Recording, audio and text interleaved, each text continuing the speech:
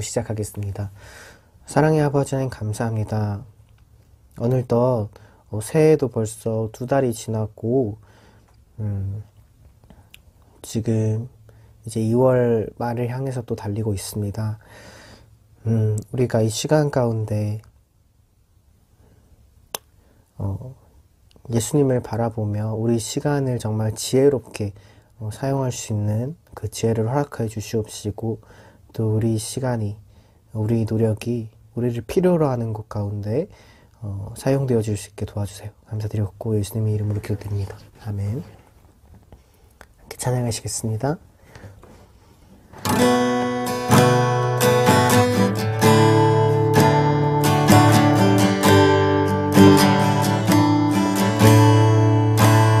복의 근원 강림하사 찬송하게 하소서. 한량없이 자비하신 승량할 길 없도다. 천사들의 찬송가로 나를 가르치소서. 구속하신 그 사랑을 항상 찬송합니다. 주의 크신 도움받아 이때까지 왔으니 이와 같이 천국에도 이르기를 바라네.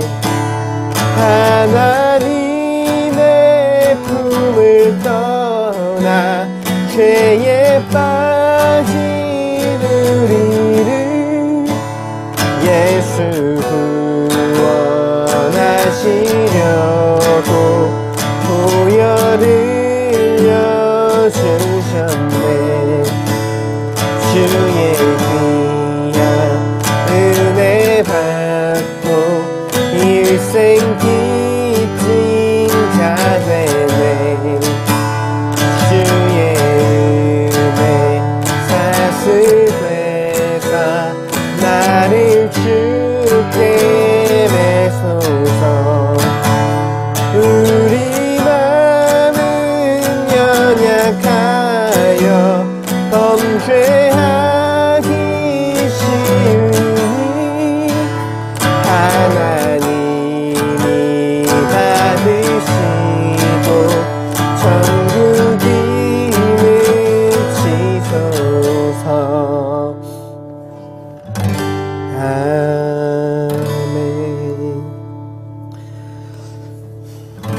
좋습니다. 주님, 이 시간 우리 함께 같이 기도할 때 복의 근원 되신 주님, 우리에게 복 주시길 원하시는 그 주님을, 자비하심을 함께 또 기억했으면 좋겠습니다. 우리 주님은 심판하시는 분이시기도 하지만 또 동시에 우리를 사랑하셔서 복 주시기를 원하시는 분입니다. 우리가 그분의 뜻 가운데 서 있을 때, 주님의 뜻대로 우리 삶을 살아갈 때 주님께서 우리 삶에 복을 가득하게 채워주시고 인도해 주실 수 있습니다. 그리고 주님의 그 도우심이 우리 삶을 살게 하고 있음을 고백합니다. 이 시간 같이 기도하실 때 우리를 인도하셨던 그 주님의 도우심을 기억하며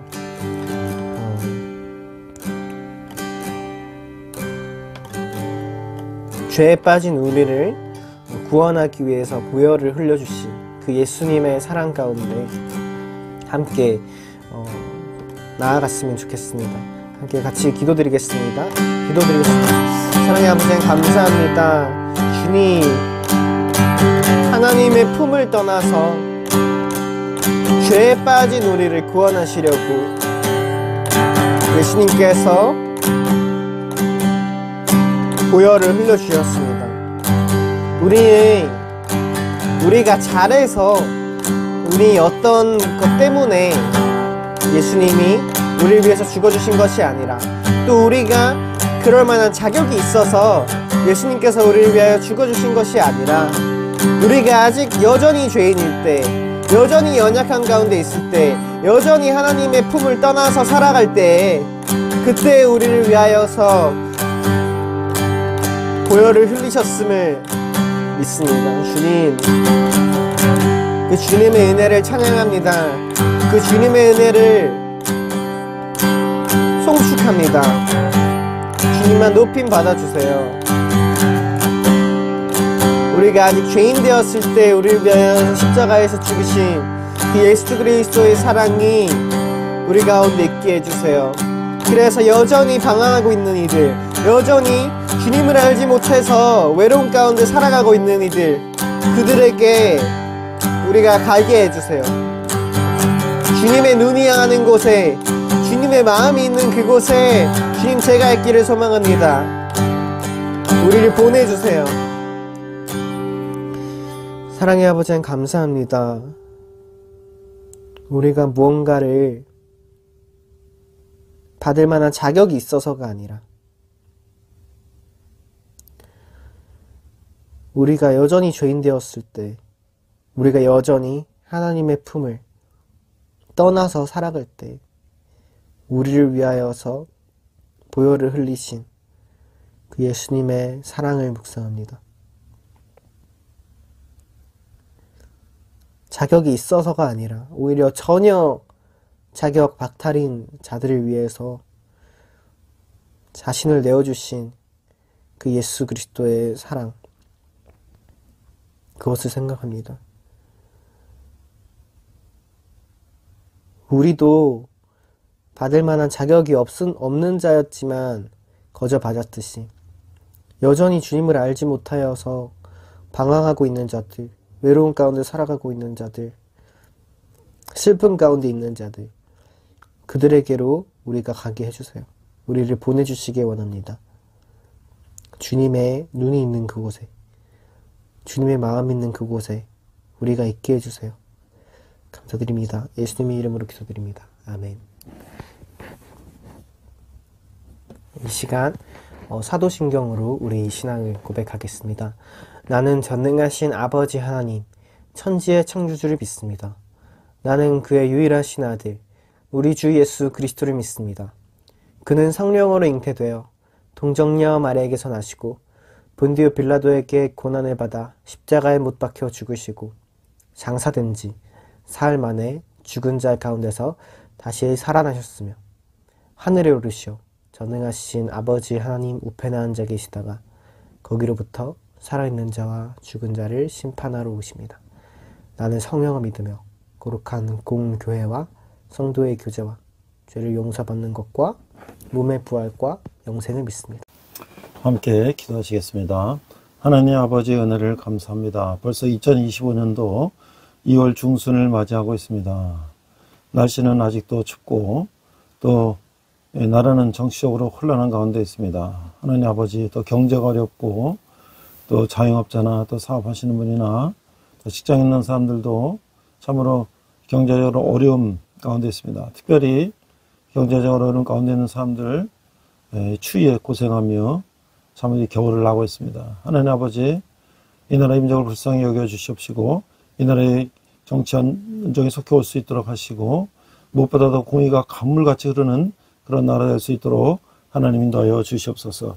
또 나라 민족을 위해서 추운 이 겨울 이 아스팔트 위에서 이제 수고하며 나라를 위해서 이제 행동하는 또 기도하는 많은 사람들이 있습니다. 아버지 하나님, 저들을 지켜주시고 이 나라가 정말로 하나님 뜻에 합당한 그런 나라가 될 수 있도록 하나님 인도하여 주시옵소서. 오늘도 신령과 진정으로 예배에 가시며 말씀으로 은혜 받아 세상 가운데 승리하는 저희들 되게 하여 주시옵소서. 감사드리며 예수님 이름으로 기도했습니다. 아멘. 안녕하세요. 백목사의 세상읽기.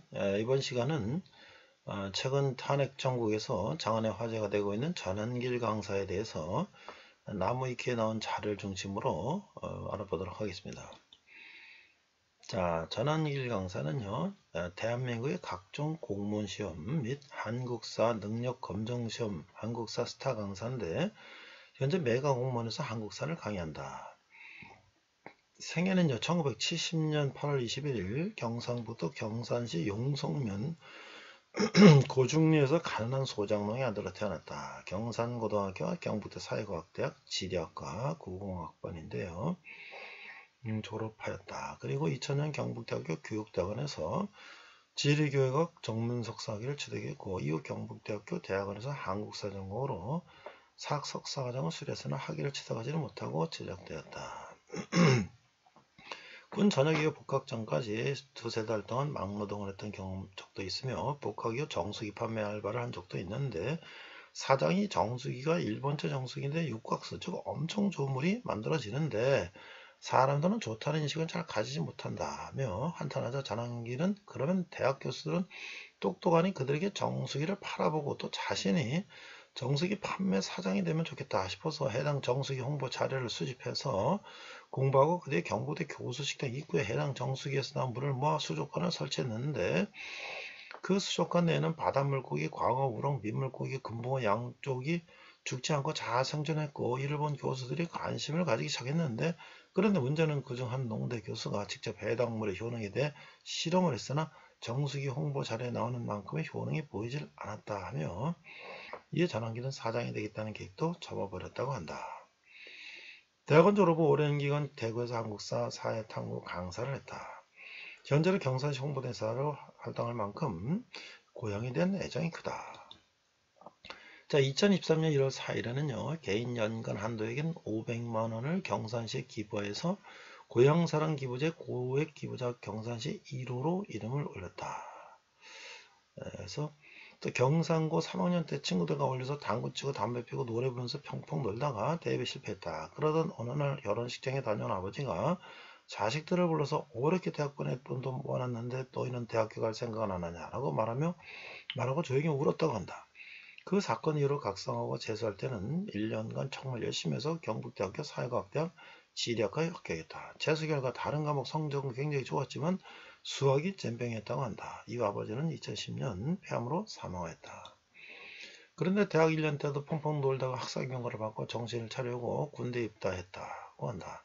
1993년 1차 북해기기 때 카페 군대에 군대에 다녀와서는 1학년 때 말 안 먹은 과목들을 재이수하고 공부를 열심히 했다고 한다. 대학 졸업지구 처음에는 파스텔 유업에 입사하려고 했다고 한다. 그런데 교육대학원에 진학하였고 1997년 대학원 재학 중에 아르바이트로 학원 강의를 시작했다.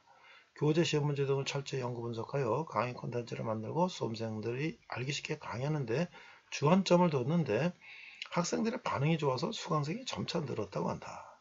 강의 능력을 인정받아서 강의 시작 1년 만에 대구 지역에서 유명한 유신학원으로 스카웃되어 본격적인 학원 강사기를 걷게 된다. 가장 잘할 수 있고 가장 재미있는 일을 하고 싶어서 사회과 강사가 됐다고 한다. 공무원 채용 인원이 점차 감소하면서 공무원 수험 시장에 불황에 접어들고 전환기 본인이 소속된 매가 공무원이 공무원 수험이 지속된 누적 적자를 이유로 2024년 10월 30일 공무원 사업을 종료하면서 현재는 강의로 얻는 수입이 크게 줄어든 상황이라고 한다. 자, 어록이 있어요. 이 전환기 강사가 어록이 있는데 보면은 너그 친구들 중에서 보면은 입만 뜨면 남 욕하는 사람이 있어요. 늘 입만 열면 남 욕하는 사람이 있거들랑 가까이 하지 마. 니도 네거티브적이 되고 니도 성격이 염세주가 되고 비관적이 돼요. 자, 꼭 기억해 두기 바랍니다. 왜냐면 주변에 보면 늘 남 욕만 하고 굉장히 비관한 사람이 있어요. 반면에 해피바이러스 그 사람은 보기만 해도 늘 재미있고 웃기고 유머가한 거 있고 남친 여친 결정할 때 그걸 중요하게 생각해야 된다. 알겠나? 자, 그런 사람 만나면 평생 오해져요. 너그 손가락에 지어라 그래 하잖아. 손가락이 검지손가락이 앞을 가리키며 야 저 씨발 새끼 저 새끼는 나쁜 놈이야 저전 나쁜 년이야 라고 욕하는 순간 손가락 하나는 남을 향하지만 세 개는 나를 향하고 있어. 너 나쁜 놈이야 하는 순간 나는 세 배로 더 나쁜 놈이 돼. 자, 중략하고요. 옛날 공자 얘기했나요? 신독에는 표현이 있어요. 홀로 독자의 삼가할 신자. 혼자 있을 때 삼가하고 조심하고 스스로 절제하는 이 능력 되게 중요하거든요. 자, 혹시나 나중에 너도 절대로 자기 입에서 욕이 나오는 순간 항상 나는 세 배로 더 나쁘니까 늘 자기 자신을 먼저 돌아보기를 바랍니다. 강의 중에 본인 한말 엮은 영상 중 수험생 커뮤니티 보면 이 새끼들 대가리 빠가 새끼들 14급, 15급 공무원하면 딱 맞은 새끼들 보면은 성적 지가 안 해놓고 씨발 필기노트 봤는데 오늘 내 카페에 그런 글이 있었어. 필기노트 봤는데 30점 나왔는데 28놈 새끼 학생들이 웃어요. 그러면 또 조회수는 제일 많아요. 뭐 이렇게 여간에 뭐 항상 인간은 자기중심적이고 수준이 천차만별이니까 또 그런 수험생 중에는 아마 이야기했잖아. 10년 아니라 100년 해도 공무원 되기 힘든 새끼들, 지적 수준 가진 애들이 많다고. 그런 애들이 씨발 공무원 하겠다 하면 그 새끼는 인생 졸라 불쌍한 놈이야. 1차는 무조건 필기시험 통과해야 되잖아. 지적인 능력을 묻는다고. 전설의 14급, 15급 공무원 드립이 나온 뭐 이런 얘기들이 있어요. 자, 이제 전환길 강사에 대한 이제 비판이 또 나와 있는데요. 이건 이제 과거 좀 문재정부 때 한국사 강사 전환길에 대한 비판이 있는데 홍범도 형상 철거에 대해서 이제 답변의 피해. 이게 이제 문재정부에서 육군 사관학교에 홍범도 장군 동상을 설치한 거에 대해서 이제 그거를 철거하는 이제 정권이 바뀌고 뭐 철거하는 이제 그런 문제가 있었죠. 윤석열 정부 들어와서 자 이적이냐 양심 없네. 한국사 일타 강사에 쏟아지는 비난 대체. 왜? 한국사 일타 강사 전환길 홍범도 논란의 정책 분쟁 측다 회피. 전환길 홍범도 훌륭한 독립권 논란 커지자 입장 밝혀. 자 이게 뭐냐면 2023년 8월 30일 전환길 온라인 카페 어느 학생이 홍범도 장군 중상 철거 이슈에 대해서 어떤 생각인지 궁금하다는 질문을 올리자 전환길은 댓글로 홍범도 장군에 대한 역사적인 내용에 대해서 우리 팩트만 공부하면 된다며 우리 카페 기준 정치와 종교에 대한 것은 개인마다 옳고 그름이 달라 이야기를 금기시하고 있다며 구체적인 답변을 피했다. 이 사실이 좌파 성향 커뮤니티로 퍼지자 비판이 나왔다. 이 전환길은 9월 본인 유튜브 커뮤니티에 입장문을 올려 홍범도에 대해 과거 강의 때마다 일관되게 훌륭한 독립군으로 강해왔고 이에 대해서는 아무 의의가 없을 것이고 이미 다 밝혀지고 알려진 객관적 사실이라 논란된 것이 하나도 없다는 답변했다. 다만 논란이 된 부분에 대해서는 지금 문제가 되고 뉴스로 나오는 일들은 이미 정적인 문제로 변질돼 여야가 싸우고 국민도 지지 반대로 나뉘어있는 상태다. 뭐라고 한마디만 하면 논란이 될 것이 뻔해서 참고 있었다고 덧붙였다. 즉 역사적인 팩트에 관한 한 누구나 다 아는 사실이기에 어떻게 해야 할지에 대해서도 뻔히 보이는 얘기인데 라며 홍범도 형상 철거 논란에 대한 본인 입장은 있다는 걸 암시하면서도 여러 언론에서는 내 답변을 기사하고 언론과 정책인 지지자와 반대자들이 자기들 생각하고 싶은 대로 생각하고 자기들 유리한 대로 이래저래 이용하는 듯해서 안타깝다 하면서 다시 한번 본인 입장 표명으로 논란이 되는 걸 꺼리는 의중을 내비쳤다. 자, 마지막으로 본인은 정치인도 아니고 정치할 생각도 없고 정치적으로 이해관계도 없고 지금까지 그래왔듯이 공무원 강사로서 팩트 근거에서 강의하고 민감한 근현대사 단원에서는 수험생 입장들을 존중하고 좌로도 우로도 치우치지 않고 늘 상식적인 선에서 이야기했다고 주장하며 입장문을 마무리했다. 요건 이제 최근에 부산의 세계력교 손현보 목사 공개 지지 논란에 대한 얘기인데요. 2025년 1월 5일 부산 세계력교회에서의 간증 및 강연에서 전환길은 세계력교회 손현보 목사 설교에 영향을 많이 받는다. 세계력교회는 코로나 때 정부가 교회를 약화시키려는 정치적 야욕을 가지고 교회 문을 닫으라고 했는데 묵묵히 맞서 싸우고 예배드렸다. 세계력교회는 가정과 사회 그리고 교회를 파괴하는 포괄적 차별금지법 제정을 막기 위해서 100만 명이 모인 연합예배에 시작했다. 등 세계력교회를 지지하는 발언을 했다. 해당 세계력교회를 담임하고 있는 손현보 목사는 2025년 1월 25일 세브코리아 주관으로 진행한 전국 차량 대행진에서 스피커와 마이크가 설치된 트럭에 앉아 탄핵반대, 부정선거 진실규명, 사법부 해체와 같은 발언을 한 바 있다. 또 한 가지는 이제 헌법재판소에 대한 위협 발언인데요. 전길은 일부 헌법재판소 재판관들이 스스로 재판 거부 신청을 하지 않는다면 국민들이 헌재를 휩쓸 것이라며 폭력을 부추기는 선동적 발언을 내놨다. 이 사제 폭탄을 준비하여 사퇴를 하겠다는 호응 댓글이 달려 경찰이 수사에 착수했다. 자, 이건 이제 전환길의 이제 부정선거 주장인데요. 자, 이제 2025년 매가공무원 한국사 강사 전환길이 윤석열 정부 비상계엄과 관련된 정부에 관한 영상을 업로드하던 중 중앙선거위원회 채용비리와 부정선거 음모론을 주장하여 생긴 논란이다. 2015년 1월 19일 부정선거 음모론을 주장, 한국사 일타 강사 전환길 비상계엄과 탄핵 원흉은 선관이다. 일타강사 전환길이 윤 구속 후에 한국혼란 선관위가 초래했다. 일타강사도 음모론 빠졌나. 전환길 한국혼란 선관위가 초래했다. 대한민국 혼란 선관위가 초래했다. 이게 전부 다 여러 신문사, 한국경제, 한국일보, 헤럴드경제 이런데 이제 헤드로 뽑은 기사들이에요. 2025년 1월 19일 전환길은 자신의 유튜브 팬 채널인 꽃보다 전환길 채널을 통해서 국민의힘 강성 지층과 정광 등의 극우 진영에서 주장하고 있는 선관위 부정선거론에 찬동하는 영상을 업로드해 논란이 일었다. 영상 발매에서 전환길은 윤석열 대통령께서는 어떤 기관으로부터 감사나 조사를 받지 않겠다는 의혹덩어리, 비리덩어리 선관위에 대해서 전면적인 강제적인 수사를 할 수밖에 없지 않겠나라며 비상경과 부정선거 음모론에 찬동하는 발언의 극우 성향을 드러냈다. 애국보수 노현이 부정선거 전환길 줄줄이 극우 연기인 커밍아웃 조선일보 링크에서 나오던 강성우파 성향인 조선일보조차 제목에 극우 연예인이라고 권했을 정도이다. 더불어 김대중 전 대통령의 어록으로 유명한 행동하지 않는 양심은 악의 편이라는 말을 거론하면서 언론도 선관위에서 사업보다 지금까지 망가지 않고 처음부터 제대로 해왔다면 이렇게 나서겠나. 요즘 대한민국 이러다가 침몰하고 무너지는 건 아니지 걱정하는 것은 모든 국민들 같은 마음이겠다. 실망했다. 이런 걸 올리러 오신 분도 있었는데 안타까운 마음이 들게 됐다고 했다는 거예요.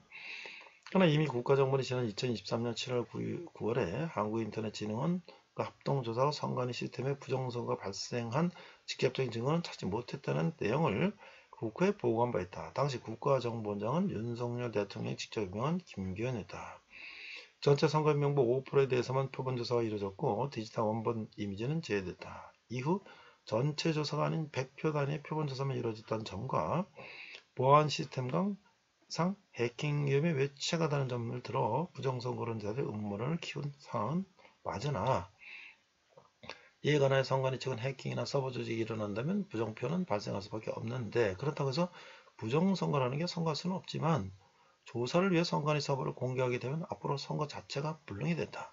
따라서 조사를 위해 선관위 서버의 소스 코드와 구조가 공개되면 앞으로 서버 재구축을 위한 막대한 사회적 비용이 발생한다. 라고 입장을 밝힌 바 있다. 거기다 국민의힘과 내란 우두머리 피의자 윤석열은 제20대 대통령 선거에서 100표 단위로 득표 단위를 국민의힘 측 참관이 유관으로 일일하게 부정선거는 존재할 수 없다고 주장했다. 즉 선거 전에는 100표 단위를 유관으로 확인해서 부정선거가 절대 없다고 주장했는데 대통령 당선인이 그에 맞는 표본조사하고 부정선거 증거가 전혀 없다고 밝힌 상황에서도 부정선거가 있었다고 주장하는 것이다. 자, 요거는 이제 전환길 강사의 이제 꽃바다 전환길 유튜브인데요. 여기 보면 한국사 강사 전환길이 운영하는 유튜브 전환길의 팬이 운영하던 도중 구독자가 10만 명 달성 이후 전환길에게 기념으로 직접 채널을 선물해 줬다. 그래서 이제 이게 전환길 강사가 강의란 걸 업로드 하는데 여기 수익금은 다 이제 여기 편집한 사람에게 이제 다 줬다는 거죠. 자, 활동 2024년 윤석열 정부 기상계엄 이후 비상계엄과 탄핵 정부에 대한 자신의 정책 견해를 유튜브 영상으로 업로드하기 시작하여 팬 채널에 국한되는 것이 아닌 자신의 유튜브 채널처럼 쓰기 시작했다.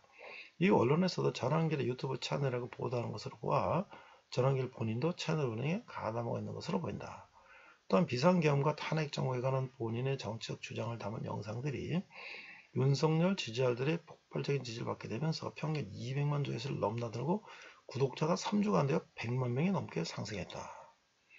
이상 백목사의 세상일기 전환길 강사에 대한 이런 자료드렸습니다. 네, 오늘은 에베소서 5번째 시간으로서 빛의 자녀로서의 삶, 그리고 부제는 전환길 강사, 최근에 장안에 화제가 되고 있는 역사 강사 전환길 씨에 대해서 알아보도록 하겠습니다. 먼저 에베소서 5장 8절, 15절, 18절 세 절을 읽어보도록 하겠습니다. 8절 너희가 전에는 어둠이더니 이제는 주 안에서 빛이라 빛의 자녀들처럼 행하라. 15절 그런즉 너희가 어떻게 행할지를 자세히 주의하여 지혜 없는 자같이 하지 말고 오직 지혜 있는 자같이 하여 세월을 앞디라 때가 악하니라. 18절 술 취하지 말라. 이는 방탕한 것이니 오직 성령으로 충만함을 받으라. 자, 이 NIV 성경은 이렇게 되어 있습니다. For you were once darkness, but now you are light in the Lord. Live as children of light. 15절. Be very careful then how you live, not as unwise, but as wise. 16절. Make the most of every opportunity because the days are evil. 마지막 18절인데요. Do not get drunk on wine, which leads to debauchery. Instead, be filled with the Spirit. 이렇게 되어 있어요. 자, 우리가 어둠에 대한 행위를 경고를 하고 있어요. 어둠에 대한 어둠의 행위에 대해서 이제 경고를 하고 있는데요. 5장 1절에 보니까 그러므로 사랑을 받는 자녀같이 너희는 하나님을 본받는 자가 되고 그리스도께서 너희를 사랑하신 것까지 너희도 사랑 가운데서 행하라. 그는 우리를 위하여 자신을 버리사 향기로운 제물과 희생 제물로 하나님께 드리셨느니라. 자, 우리가 이제 그리스도의 사랑은 자기를 향기로운 제물로 드린 거룩한 사랑이죠. 진정으로 그리스도의 사랑을 아는 사람은 그분의 사랑을 본받기 위해서 힘쓰게 되는 거죠. 그 죄로 인해서 타락한 인간의 본성은 음행과 더러움과 탐욕을 쫓는 거예요. 하지만 하나님의 사랑받는 자녀가 된 새 사람은 이런 악한 행위를 입에 올리지도 말아야 하는 것이죠. 어리석은 말이나 희롱하는 말이 아닌 감사의 말을 해야 한다. 자, 3절 보니까 음행과 온갖 더러운 것과 탐욕은 너희 중에서 그 이름조차도 부르지 말라. 이는 성도에게 마땅한 바니라. 헛된 말에 속아서 음행과 온갖 더러움에 빠지면 불순종의 아들들에게 임했던 하나님의 진노가 우리를 덮친다는 거예요.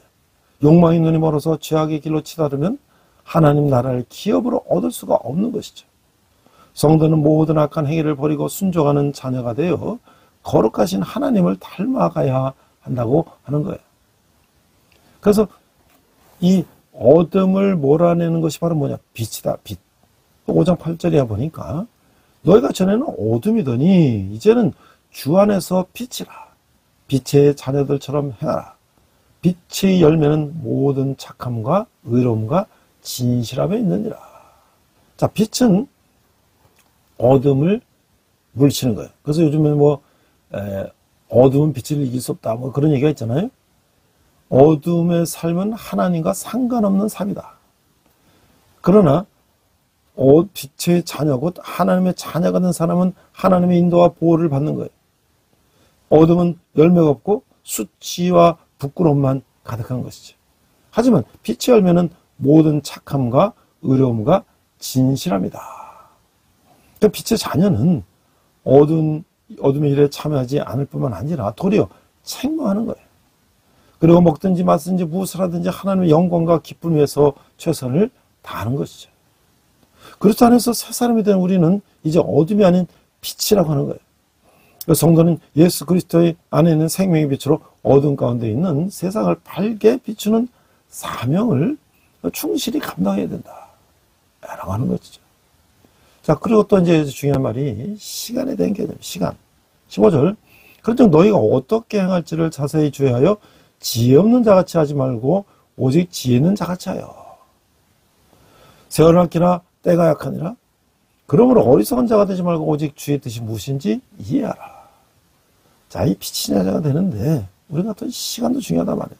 시간은 어느 누구에나 동일하게 주어지죠. 그리고 그 시간은 한 번 지나가면 다시는 돌아오지 않는 거예요.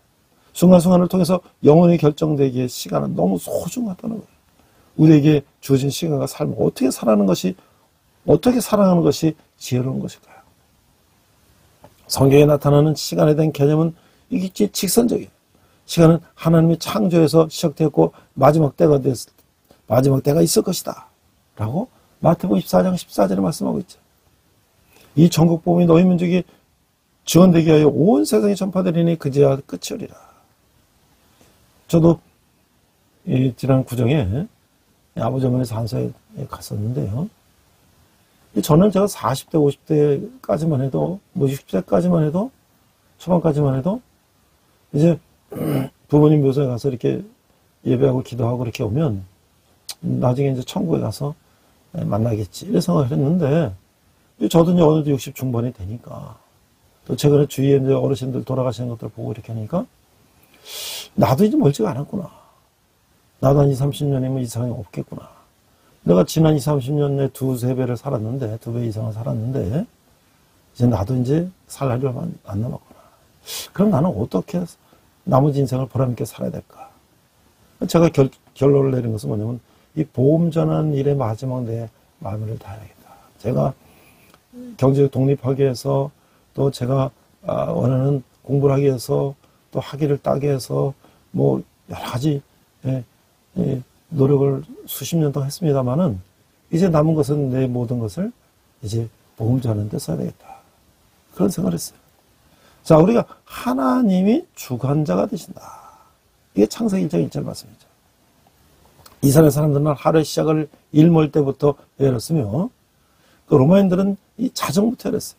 구약 시대에는 밤을 3경으로 나눠서 시간을 구분했어요. 그 시작 시대는 로마식으로 이제 4경으로 구분했어요. 그래서 결국 뭐냐면 세월을 아끼라는 이 표현은 시간을 최대한 활용하라 라는 의미라는 것이죠. 그 다음에 이제 주의 뜻을 구하는 제다.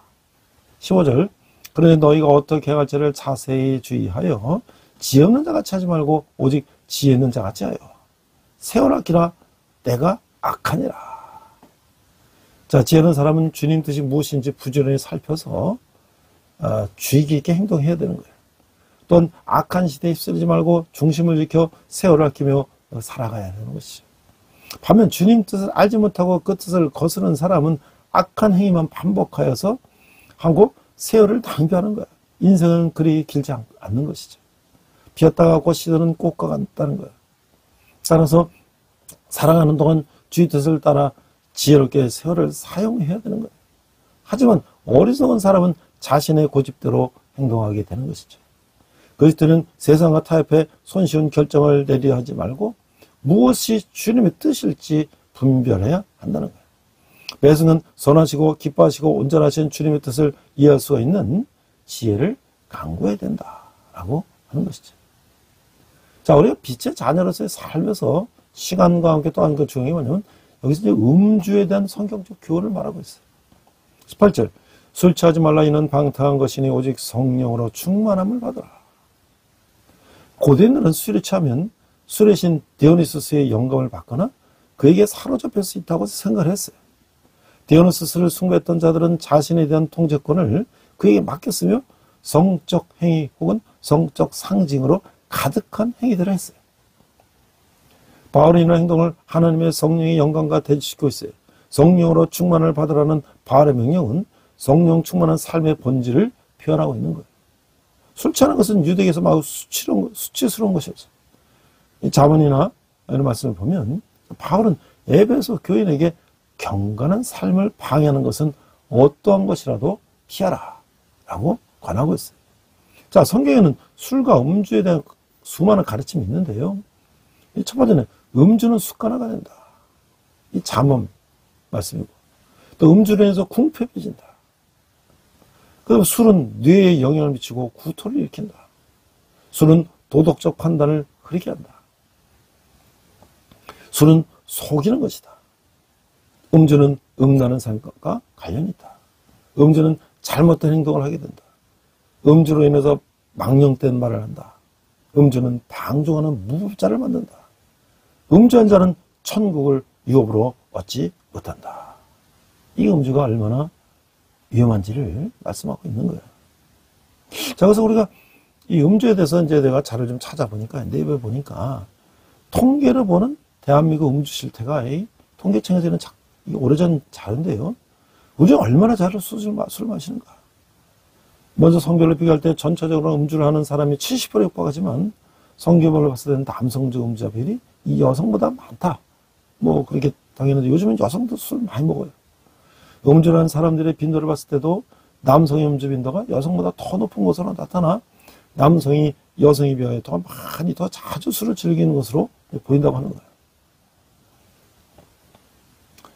그리고 연령대를 살펴보면 나이가 많아질수록 술을 마시지 않는다는 비율이 높아진다. 그러니까 젊을 때 술을 많이 마신다는 거죠. 이 통계만으로는 정확히 할 수 없지만 노년층으로 갈수록 술을 마시지 않는 사람이 많은 것은 나이가 들고 건강을 생각해서 끊는 사람도 있겠지만 이런 이유도 생각해 봐야 하는데 고연령층 여성은 지금에 비해서 사회활동할 기회가 적었어요. 그래서 사회 진출을 할바던 이 세대 여성에 비해서 술을 마실 기회도 적었어요. 하지만 연령대가 높아질수록 비음주 비율이 높아지지만 또한 음주를 하는 사람들의 음주 빈도를 볼 때 뇌술을 마시는 사람 역시 연령대가 높아질수록 증가하는 거예요. 그러니까 20대는 매일 음주한다는 사람이 1% 반면에 60대에서는 10%를 넘어가는 큰 차이를 보고 있다. 그러니까 남성 노인들이 뭐 이제 거의 이제 습관적으로 술을 마신다는 거죠. 고연령층일수록 반주로 식사와 술을 즐기는 습관이 익숙한 사람들이 많은 결과일 것으로 추정된다는 거예요. 하지만 노년층은 체지방률이 증가하고 수분은 줄어들기 때문에 30대, 40대 같은 양의 술을 마시더라도 알코올 분해가 쉽지 않아서 각종 질환에 걸릴 확률이 높다라고 하는 거예요. 이 캐나다의 알코올 중독 연구재단인 ARF, Addiction Research Foundation이 어딕션이 중독이죠. 에서도 매일 술을 마시지 말 것. 일주일에 8잔 이상 마시면 안 된다. 할머니의 경우 하루 2잔 이상 마셔서는 안 되고 할아버지의 경우 하루 3잔 이상 마셔서는 안 된다. 라고 권고하고 있다는 거예요. 우리가 이제 술이 어떤 문제를 일으키는가.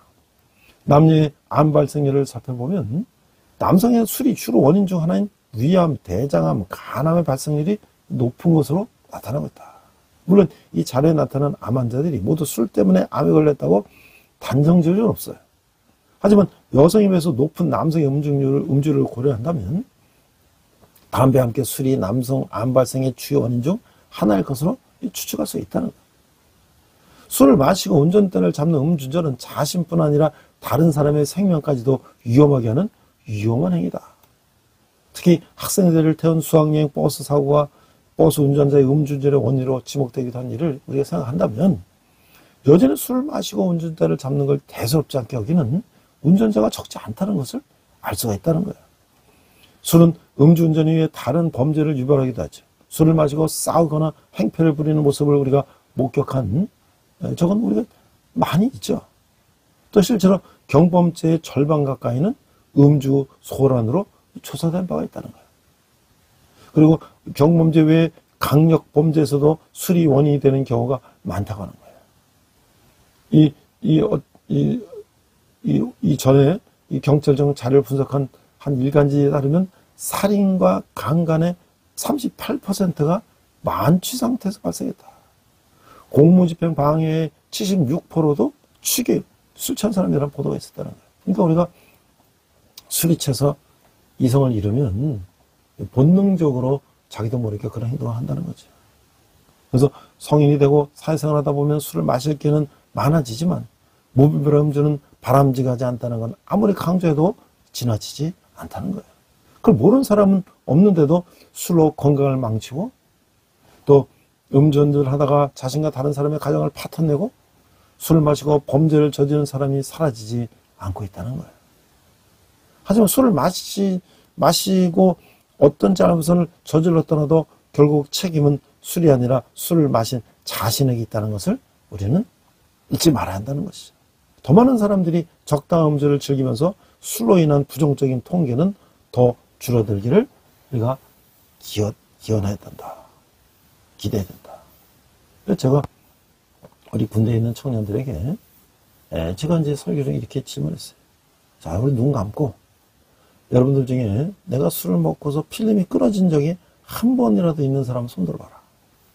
그들이 한 몇 명이 손 들었어요. 이 젊은 20대 초반의 이 젊은이들이 벌써 필름이 끊어지는 정도의 술을 먹은 경험을 갖고 있다는 걸 보고 제가 너무 깜짝 놀랐어요. 그래서 내가 그렇게 얘기했어요. 만약에 앞으로 한 번만 더 여러분들이 술을 먹다가 필름이 끊어지면 그날은 여러분이 죽는 날이라고 생각해라. 지금 추운 겨울에 술 먹고 어디서 쓰러져 있을 때 뭐 다행히 누가 경찰이나 119에다 신고해주면 다행이지만 어느 골목에서 아무도 보지 못하는 곳에서 쓰러져 있을 때 누가 그걸 보고 구조를 해주겠나. 그러면 벌써 바로 나는 이제 목숨을 줄 수 있다. 절대 술을 먹었더라도 이 필름이 끊어질 정도로 술을 먹어서는 안 된다. 가급적 술을 자제해야 된다. 그렇게 강조를 한 적도 있어요. 자, 이제 우리 성경으로 다시 돌아가서 자, 보면 찬양에 대해서 이렇게 말씀하고 있어요. 찬양. 자, 우리가 이제 찬양의 종류는요. 19절 시와 찬송과 신령한 노래들로 서로 화답하며 너희의 마음으로 주께 노래하며 찬송하며 또 성령 충만을 얘기했어요. 성령 충만. 지혜로운 사람은 하나님과 동행하는 삶을 살아가죠. 하나님과 동행하기 위해서는 술에 취해서는 안 되는 것이죠. 술 취하면 죄악과 방탕으로 우리를 인도하는 것이죠. 그리고 대신 성령으로 충만해야 되죠. 성령에 충만한 사람은 성령의 인도하심을 받고 영향을 받아서 결국 성령의 다스리심을 믿는다는 거예요. 성령으로 충만한 하나님의 뜻이 무엇인지 깨달아 하나님을 신실하게 섬길 수 있다고 하는 거예요. 성령 충만은 우리를 절제와 거룩함으로 인도하게 되는 것이죠. 성령께서 우리 심령 가운데 역사하실 때 우리의 삶은 하나님의 뜻과 일치하며 풍요로워진다고 하는 거예요. 무엇이 우리 삶을 채우고 있는지 점검해 봐야 된다는 것이죠. 세상의 가치관으로 삶을 채우고 있지는 않습니까? 날마다 성령 충만으로 지혜로운 삶을 살아야 되는 것이죠. 자, 또 우리 이제 에베소 5장에서는 빛으로서의 삶을 얘기하는데 아내와 남편에게 이렇게 말씀하고 있어요. 아내에 대한 겁니다. 22절 아내들이여 자기 남편에게 복종하기를 주께 하듯 하라. 아내는 이 주께 하듯 남편을 섬겨야 한다는 거예요. 바울은 아내와 남편 관계를 교회와 그리스도 관계로 설명하고 있어요. 부부 관계는 그리스도와 교회처럼 불가분의 속성을 지니고 있어요. 부부는 하나님 앞에서 언약으로 연합한 영적 관계요 두 사람이 한 몸 되는 신비로운 관계라고 하는 거예요. 바울은 그리스도께서 교회의 머리신 것처럼 남편 역시 아내의 머리라고 말하고 있어요.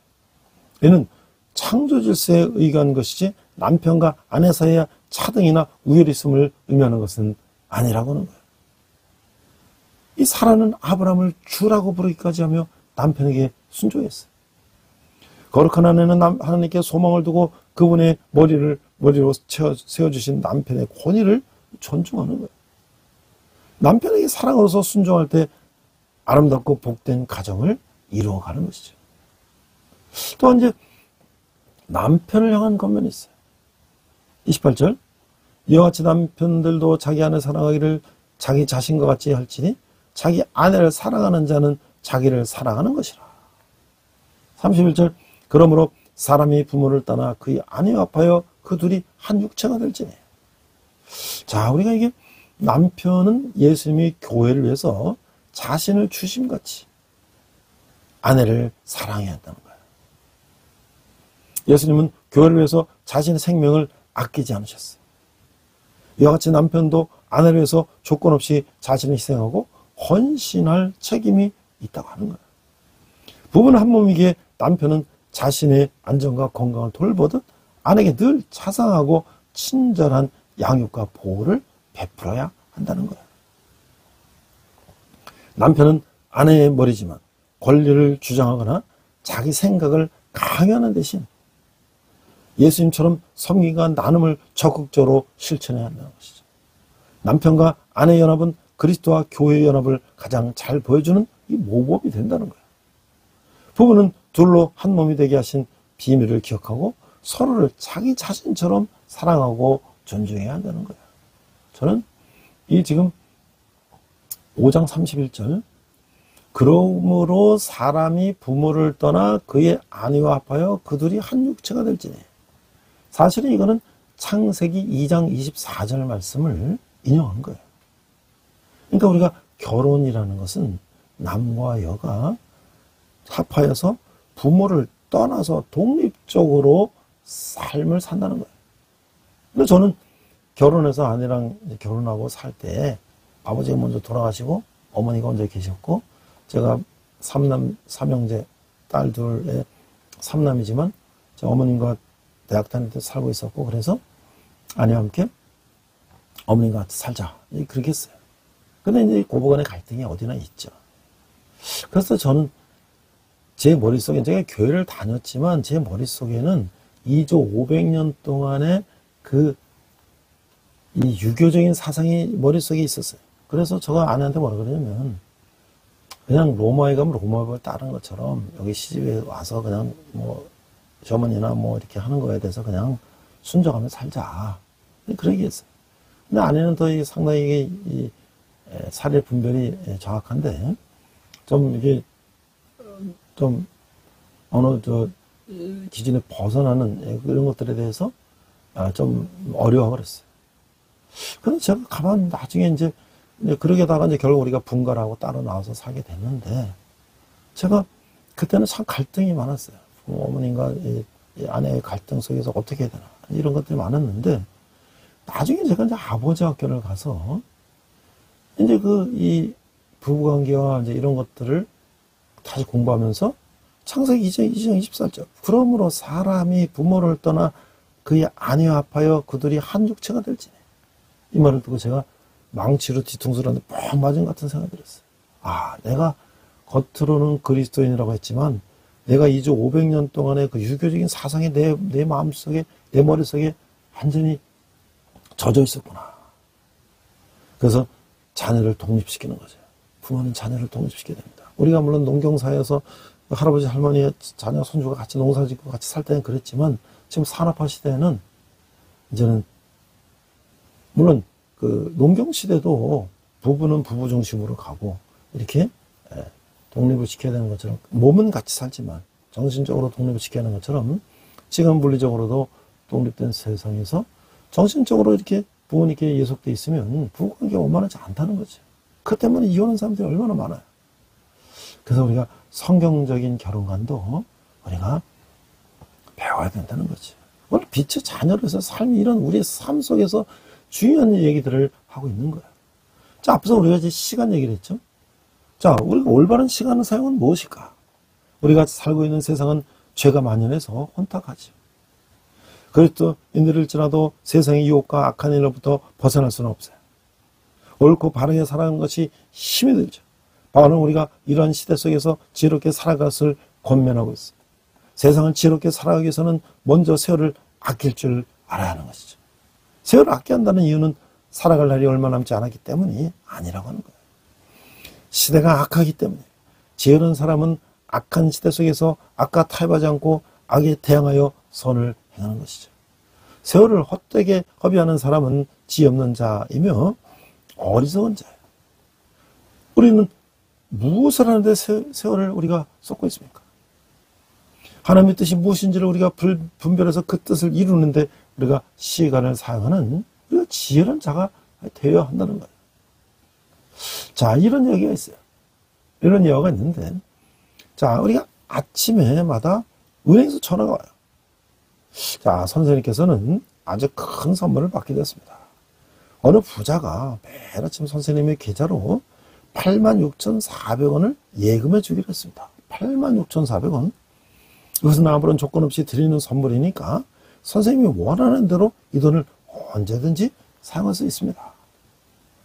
그러나 하루 동안 사용하지 못한 금액은 다시는 사용할 수가 없습니다. 이렇게 하는 거예요. 자, 만약 이런 일이 우리에게 일어난다면 우리는 그 돈을 어떻게 사용하겠을까? 사실 우리에게는 이런 기적이 매일 일어나고 있어요.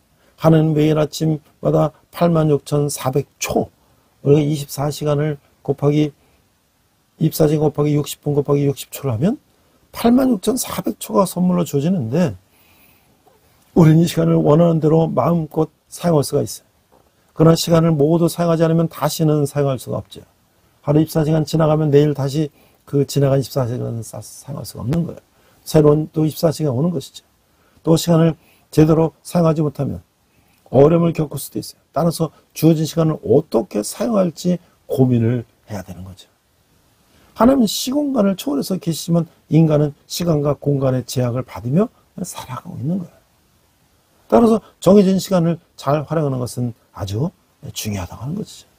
전도서 3장 1절에서 범사에 기한이 있고 천하 만사가 다 때가 있나니 라고 말씀하고 있어요. 성경에서 말하는 시간은 추상적인 시간의 연속을 의미한다기보다는 역사 가운데서 하나님의 특별한 사건이 나타나는 때를 의미하는 거예요. 또한 성경이 말하는 시간은 목적 없이 순환하는 시간이 아니라고 하는 거예요. 하나님의 목적 성취를 향해서 발전해 나가는 시간과 기회를 의미하고 있다는 거죠. 우리는 세월을 아껴서 하나님의 뜻을 이루는 삶을 살아야 한다는 거예요. 이게 이제 김연택 그리스도의 인의 승리 방정식 이런 자료에서 있는 얘기예요. 자, 그래서 우리가 성령 충만한 자의 삶은 무엇일까? 성령 충만한 사람은 시와 찬송과 신령한 노래들로 서로 화답하며 주께 찬송하는 거예요. 매일 삶으로 드리는 예배를 통해 하나님의 창조와 구원을 노래하며 그분의 영광을 선포하며 기뻐해야 하는 것이죠. 이것은 우리가 처음 지음받은 이유다. 성령 충만한 사람은 범사에 우리가 감사해야 하는 것이죠. 고난도 축복으로 가는 과정임을 깨닫고 고난 중에도 구원의 역사를 바라보며 감사해야 한다는 거예요. 넌 그리스도를 경외함으로 서로 복종해야 되고 성도들은 모든 인간관계에서 자기보다 위에 있는 권위에 순복해야 한다고 하는 거예요. 이것은 하나님이 정하신 순리이죠. 우리는 성령 충만한 자의 모습으로 살아가고 있나요? 지혜로운 자는 자신에게 주어진 귀한 생애를 값지게 사용하며 영원한 세계에 들어갈 준비를 하고 있는 거예요. 그러나 지혜롭지 않은 자는 세상의 풍조에 따라 살다가 멸망하고 마는 것이죠. 주어진 시간 속에서 하나님의 이름을 드러내는 지혜로운 신앙인의 모습으로 살아가기를 우리는 소망해야 한다는 것이죠. 자, 우리가 이제 빛의 자녀로서의 사는 삶이 무엇인가? 술 취하지고 방탕하지 말고 시와 찬미로 하나님께 영광 돌리고 시간을 아끼고. 그런데 지금 우리 이 나라는 지금 어떤 상황에 처해 있습니까? 지금 이 거대 야당이 지금 탄핵을 29번째 하고 예산을 삭감을 하고 여러 가지 입법 독주를 하고 이러면서 이제 또 대통령은 또 그것을 극복해서 계엄을 선포하고 이런 과정 속에서 지금 상당히 나라가 혼란한 그런 상황 속에 있는데, 그러나 한편은 친중국, 사회주의 공산주의 쪽에 가까운 노선을 걷고 있고, 한쪽은 자유민주주의 시장경제 이런 쪽에 노선을 걷고 있는데, 과연 기독교인들은 그러면 우리는 이런 정치적인 거에는 우리는 관여하지 말고 그냥 중립을 지키고 있어야 되는 것인가? 아니라고 하는 거죠.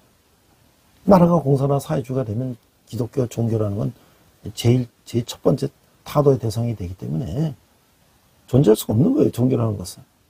자, 그래서 세이브 코리아라고 하는 이런 이제 기독인들이 모여서 이게 이제 1월 3일 날 이제 이게 기사가 나왔는데, 지난 1월 3일 날.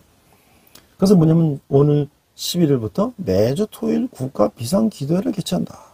그 부산에 있는 세계교회 손현보 목사가 지금 대한민국은 전체주의 국가가 되기 직전에 있다는 생각이 든다 라고 하면서 세이브 코리아 대표 손현보 목사가 이제 매주 토요일 날 2시부터 4시까지 여의도 국회의사당로에서 나라를 위한 국가 비상기도회를 개최한다. 그래서 이제 거기에 이제 손현보 대표를 비롯해서 사무총장이 박정호 목사가 있고 수도권 또 준비위원장이 누가 있고 이렇게 해서 그것을 이제 시작을 했어요. 그때 이제 손현 목사는 뭐라 그러냐면, 지금 대한민국은 전체주의 국가가 되기 직전에 있다는 생각이 든다 라고 말하면서, 중국을 보면 교회를 불사르고 사상과 종교의 자유를 억압하는 것처럼 이제 우리나라가 그 전 단계로 가고 있지 않나 하는 의구심이 든다며 현재 대한민국 상황에 대해서 우려를 표명했다. 이건 사실 우리나라에 있었죠. 지난 문재인 정권 때 어땠습니까? 코로나를 이유로 해서 정말 어이가 없는 것은 제가 여기 이제 지역에 카페교회가 있어요. 카페교회. 그 목사님 이제 축구하면서 알게 됐는데 그래서 얘기를 들었어요. 거기 이제 코로나 끝나고 나서 얘기를 들었는데 같은 카페교회가 주중에 월요일부터 토요일까지 카페를 할 때는 구청이나 뭐 시청에 아무도 간섭을 안 한다는 거예요. 뭐 손님이 오든 나든. 그러나 주일날 예배만 하면 구청에서 나와서 예배를 못하도록 단속을 한다는 거예요. 아니 코로나가 카페에는 안 오고 이 예배만 옵니까? 이거는 정말 있을 수 없는 종교 탄압이죠. 그럼 그래요? 대통령부터 신공산주의 사회주의 정신을 갖고 있기 때문에 이걸 빌미로 해서 종교 탄압을 하는 거예요. 기독교 탄압을 하는 거예요. 있을 수 없는 일이죠. 그래서 그때 대표적으로 그 코로나를 빌미로 한 기독교 탄압을 거부하고 계속 예배를 드리면서 여러 가지 탄압을 받았다는 게 바로 부산 세계로교회 손현 목사입니까? 그는 또 이렇게 얘기했어요. 지금 대한민국의 바른 말씀을 갖고 바른 정책의 생각을 갖고 자기 의사를 표현하는 집단이 한 곳도 없다고 지적하면서 온 나라가 잠잠 있는 상황에 교회마저도 아무 말 안 하고 있지 않는다면 우리는 이 책임을 져야 할 것이며 우리는 다음 세대를 위해서라도 바른 말과 바른 생각, 바른 가치관을 전파하고 함께해야 한다고 강조하면서 대한민국 역사에서 기독교가 중심되어 나라를 움직였던 일들과 기독교 국가인 독일이 히틀러 정권 때 침묵으로 초래된 비극적인 결과에 대해서 언급했다고 합니다. 특히 손 목사는 지금 민주당은 시진핑과 다름없는 독재라고 있다며 민주당이 대통령 및 총리에게 탄핵을 남발하고 이에 대해서 비판하는 언론사 유튜브 채널을 고소 고발하며 언론을 휘두르는 것에 대해서 강하게 질타했고 더불어 이재명 한 사람을 살리기 위해서 모든 것이 망가졌으며 모든 사태를 보며 이재명이 죽어야 대한민국이 산다고 생각한다며 이재명 더불어민주당 대표에 대해서도 강하게 비판했다는 거예요. 이런 나라가 계속된다면 우리는 자유를 잃어버리게 되고 우리는 모든 사상도 통제받는 때가 올 것이라고 우려하면서 우리는 여기서 일어나서 기도하고 이 나라를 회복시키는데 힘써야 한다며 국가를 해서 기도해 줄 것을 요청했다고 하는 거예요. 이 질의응답에서 정강훈 목사 관련된 질문에서 손 목사는 정강훈 목사는 이미 서로가 맡은 영역에서 일을 하자고 소통된 바 있다고 답했고 민주당과 이재명 대표를 비판할 것에 대해서 대한 질문에는 누가 더 큰 잘못을 저질렀고 원인을 제공했는지에 대해서 말하지 않고 양비론으로 말하는 것은 옳지 않다고 생각한다 라고 답을 했다는 거예요. 또한 윤석열 대통령과 관련된 질문에 대해서는 윤 대통령에 대해 잘하지 못하며 개인적으로 비상계엄을 했다는 얘기를 들었을 때에는 뜬금없다고 생각했다고 말했는데 그러나 그때 우리나라에 일어난 사건들을 들으며 대통령이 할 수 있는 일이 아무것도 없었겠구나 싶었다며 다수당의 민주당이 대통령의 정책을 통과시키지 않은 것에 대해서 언급하며 입장을 전했다는 거예요. 중비위원장인 홍원수 목사는 세브코리아는 하나님이 나라를 구원해 주시길 바라는 단한의 목적만이 있다며 세브코리아의 목적에 대해서 말하며 세브코리아는 현재 보수 성향, 진보 성향의 사람들이 함께하고 있고 우리 안에서도 서로 다른 많은 의견들이 있지만 대한민국을 구원해 주실 분은 하나님뿐이시라는 하나님의 뜻으로 모여 기도하는 것에 마음을 모으고 있다며 국가 비상기도회는 정책인 좌우가 아니라 크리스천들이 오직 나라 민족을 해서 기도하려고 모이는 집회라는 것을 분명히 했다는 거예요. 국가 비상기도회는 오늘 11월 여의도 국회의사당에서 3만 명이 모일 수 있는 공간에서 진행되고 또 18일에는 서울을 비롯해서 대전역, 부산 서면호타리, 인천 자유공원, 대구 동성로, 전주 풍남문 광장, 포항 영일대 광장 등에서 같은 시간에서 지역별로 집회가 진행이 된다고 얘기를 했어요. 11월 국가비상기도회에서는 손현 목사, 유만성 목사, 박한성 목사가 일부에서 메시지를 전하며 또 윤상현 의원, 안현 의원, 인현 의원, 또 조평세 박사 등 전문가 청년들이 발언 합심기도 공연 등의 순서가 마련될 예정이다. 그래서 지금 이게 서울에서 열렸고 부산 서면에서 열렸고 대구 동성로에서 열렸고 또 화요일 날은 천안에서 열렸는데 이번에 이제 광주에서 열릴 차례잖아요. 자, 이게 마지막으로 천안길 강사가 광주시장 강기정 시장이 광주 집회를 제한한다는 입장에 대해서 오지 말라는 것은 독재다. 시민 뜻을 저버리는 일이다. 라고 이야기를 했어요. 이게 문화일보에서 이제 2월 8일 기사인데요. 부산, 대구 등 전국을 순회하며 윤석열 대통령의 탄핵을 반대하는 그런 집회에 참석해서 온 연사로 나서고 있는 전한길 한국사 강사가 오는 10월 광주 집회 제한 방침을 밝힌 강기정 광주시장을 겨냥해서 민주적이지 못하다고 비판했다는 거예요.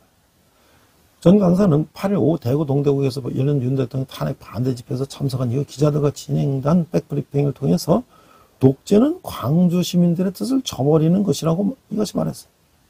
그다음에 전 강사는 세이브코리아가 진보의 성지로 불리는 광주 동구 금남로 일대에서 오늘 15일 개최될 예정인 윤석열 대통령 탄핵 반대 집회에 연사로 나선다고 했는데 강기정 광주시장은 지난 6일 SNS 글을 올려서 5.18 민주광장에서 내란 동조, 내란 선동 시위를 하겠다는 거 문의였다. 광장상을 불할 것이라고 밝혔다. 이어 민주시민에게 맞아 죽는다며 5.18 광장에서 극우 집회는 절대 용납할 수 없고 광장상을 불할 것이라고 강조했다. 자, 그런데 여기에 대해서 전 강사는 다음 주에 광주에 가는데 강기정 시장이 집회를 제한하겠다는 입장을 밝혔는데 어떻게 생각하냐는 기자들의 질문에서 광주 시민들이 원했던 5.18은 민주화다. 독재에 맞섰다. 그러면 얼마든지 와서 이야기하라고 하는 게 정상 아닌가? 라고 대답했다는 거예요. 오히려 오지 말하는 것은 독재이고 그것은 광주 시민의 뜻을 저버리는 것이라고 얘기를 했다는 거예요. 전 강사는 중립을 지켜야 한다는 일각의 지적에 대해서 저도 26년간 언제나 중립을 주장했다. 그런데 지금 나라가 망가지고 나라가 무너지려고 하는데 나라를 살려야 강의도 하고 학생도 있고 가정도 있는 거 아닌가? 라고 반문했다는 거예요.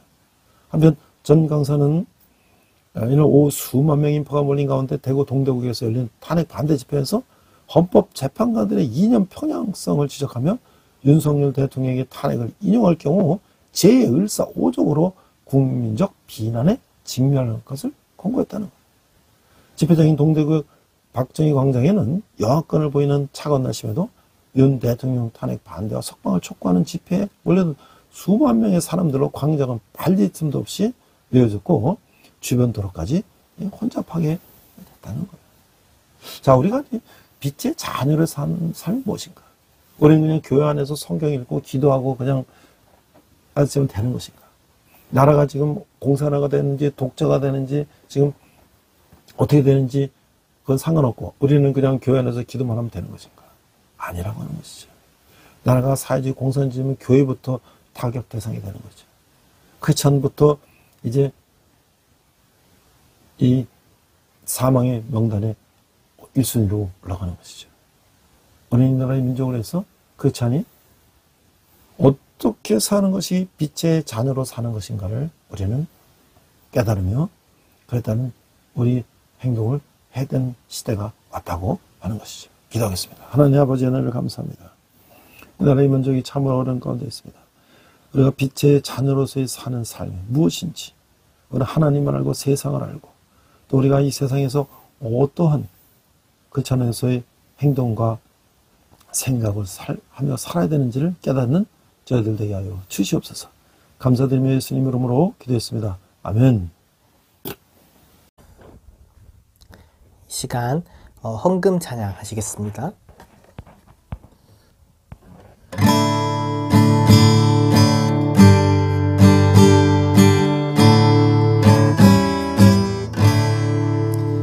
내게 있는 모든 것을 아낌없이 드리네. 사랑하고 의지하며 주만 따라 살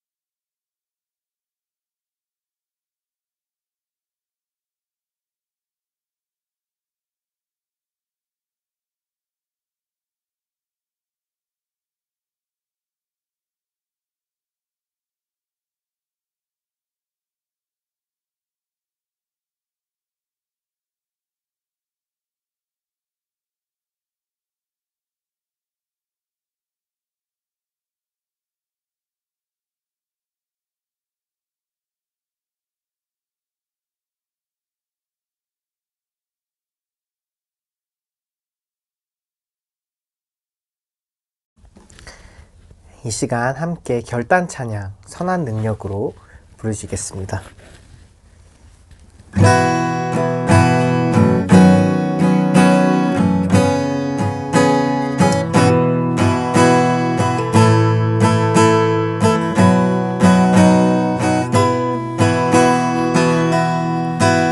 그 선한 힘에 고요히 감싸여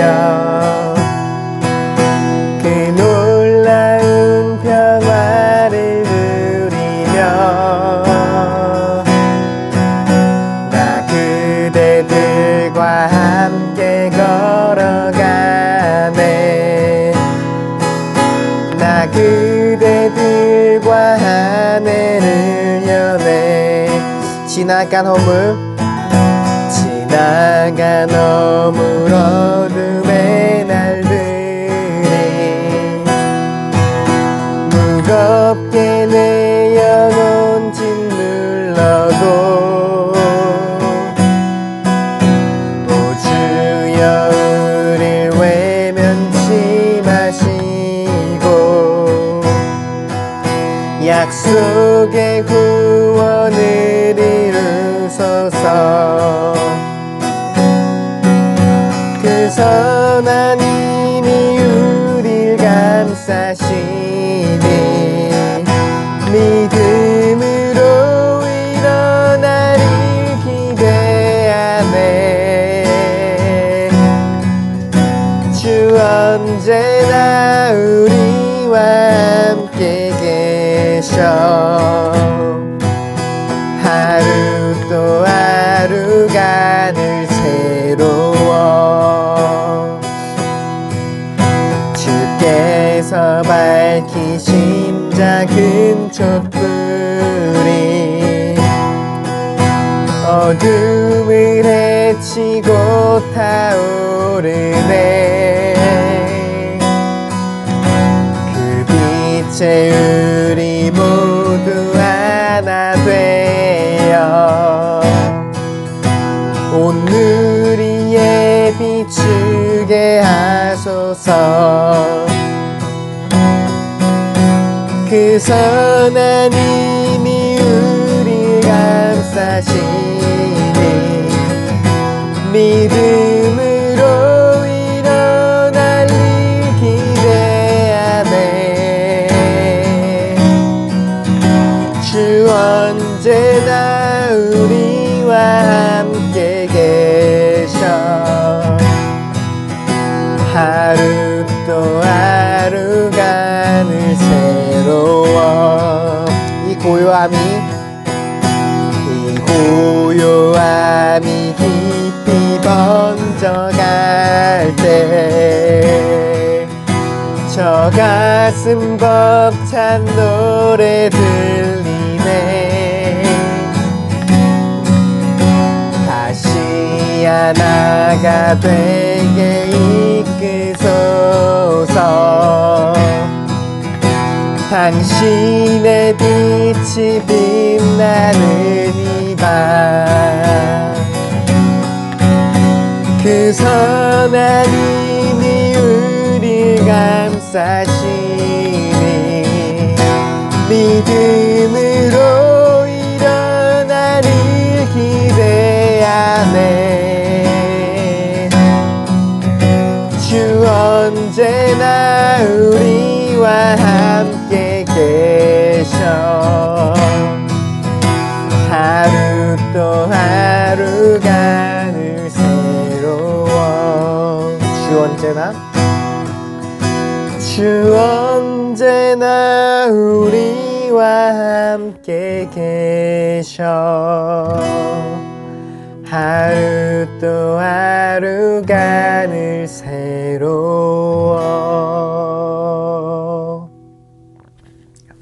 주님과 동행하는 복된 한 주 되시길 축복합니다.